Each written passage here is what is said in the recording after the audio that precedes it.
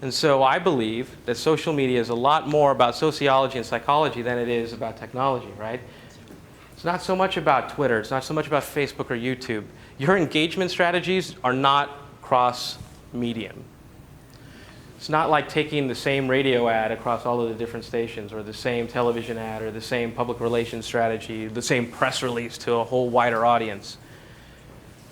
You now have to connect with individuals in a way that they communicate with one another. And just because it's one network doesn't mean that there's one prevailing culture either. There are so many cultures. And that's why I want to talk a little bit about, in order to be successful in any social media program, we have to first identify with the me in social media. I have been in countless boardrooms where executives, creative professionals, they sit around and they try to sort of represent that consumer. And I could tell you that no matter what they think they're talking about, that consumer really isn't represented in that room. Because there isn't just one type of consumer, right? We just looked at all the varying roles of consumers in social media. And guess what's happening? They're becoming influential. They're not just consumers anymore. They're also influencers. And that me in social media means that someone's going to have to rep the people. And that's got to be us, right? Because at the end of the day, we're consumers as well. Not that you can see this very well, but if you were to take your Facebook social graph or your Twitter connections and break them out, I can guarantee you that they're not all following you for the same reason, right? Some might be following you because of family, from interests, politics, business. But the point is that when you talk about certain subject matter, certain people pay attention. When you change the subject, it changes the landscape, and there's very little crossover across the board. So if you think you have one brilliant status update for your company that you're representing, you're probably only connecting with a very small sliver.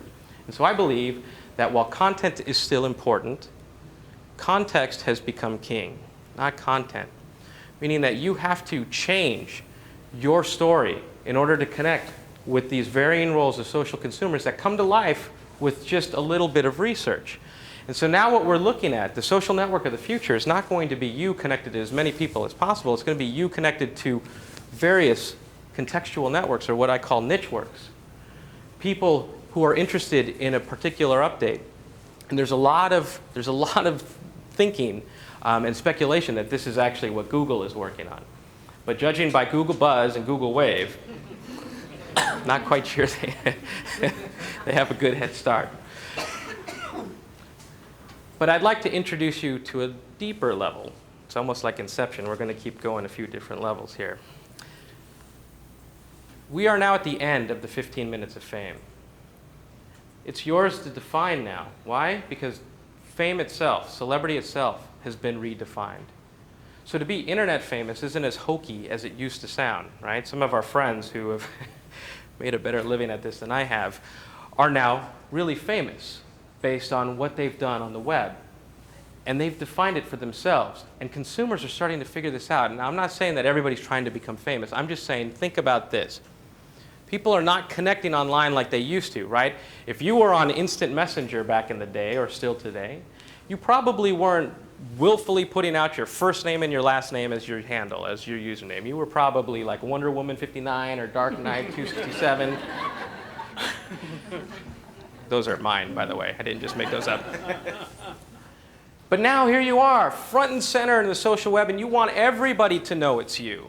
And that's what's happening to consumers in general. They're realizing that there is this reward for engagement on their own.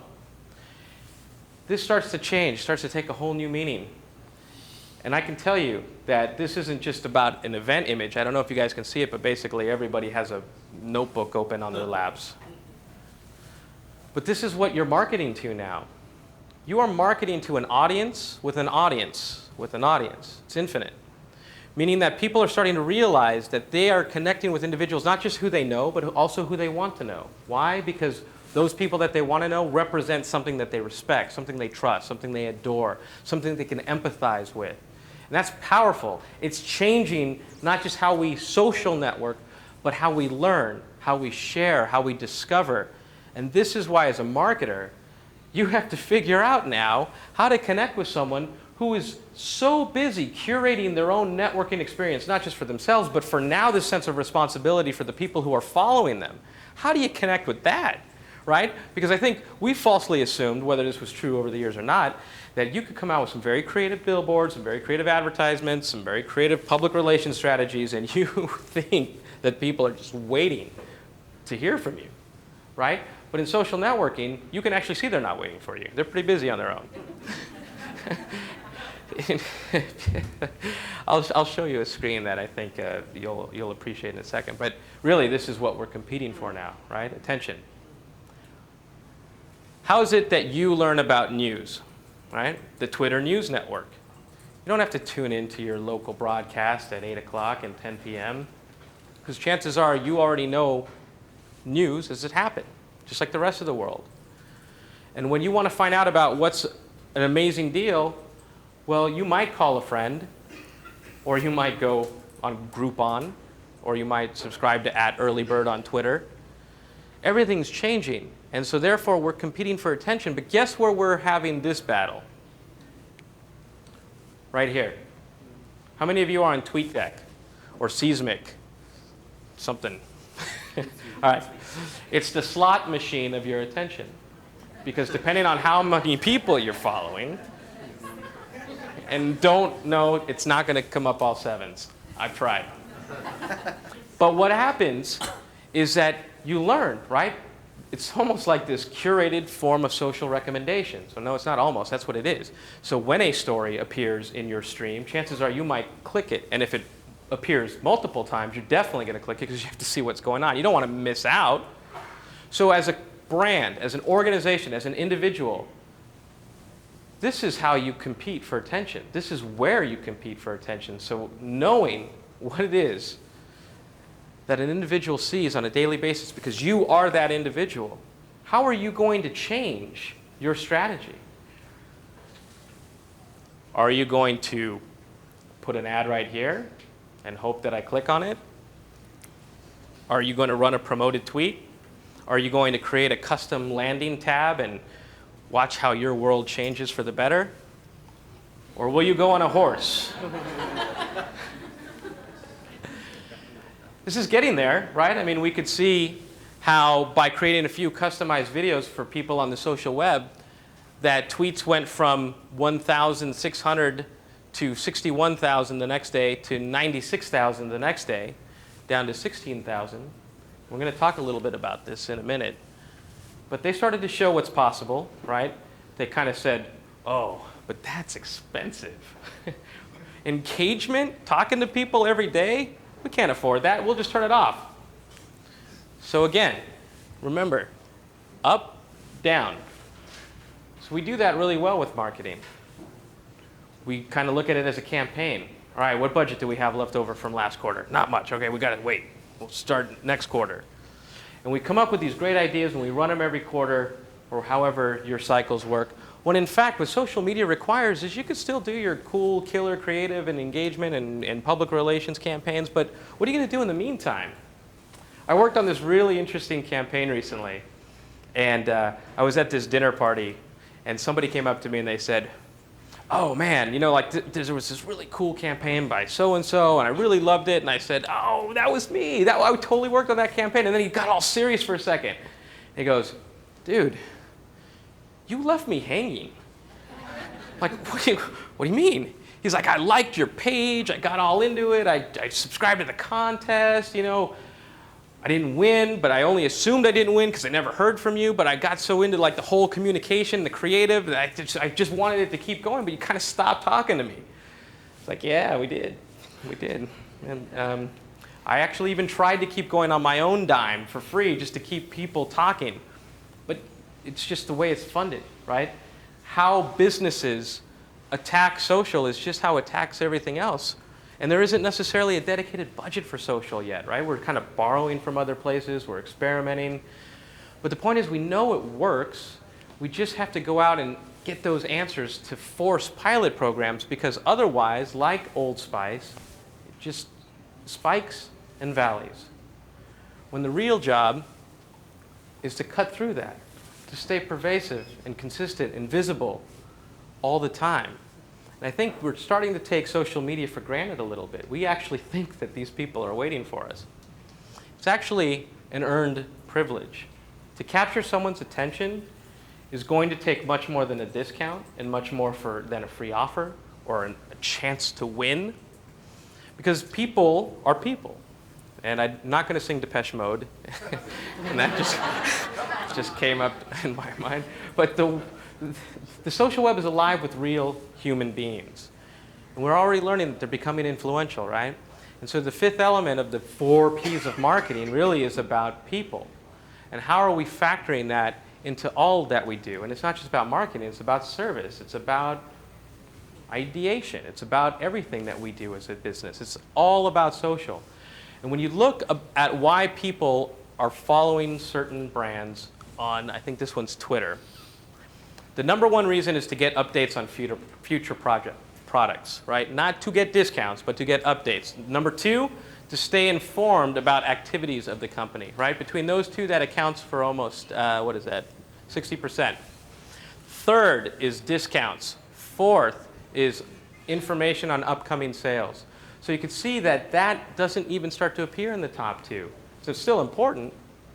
But remember, attention, where is it focused? It's focused on the stream, it's focused on the news feed.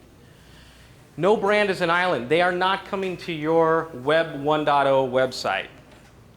They are looking at their streams and looking for what is hot right now, and they're also trying to be that curator of what is hot. So we actually have to go and build bridges to where they are in order to hopefully bring them back to us. And so in order to do this, I call this hybrid theory. Because how we approach marketing as any one discipline is now going to have to fuse. We are going to have to become a best of breed sort of department on how we not only come up with killer creative and killer stories and killer messages, but how we take the bullshit out of it and how we make it meaningful for the individuals that we're trying to engage with, because they're smarter than we think they are, or they're smarter than we give credit for, right? Because we are the people we're trying to reach. If it doesn't work for you, it's not going to work for anyone else. And it's our responsibility to, it's almost going to sound like keep Tahoe blue, but keep the social web productive, right? People have a choice as to who they connect with. And they can choose to connect with you or not connect with you, right?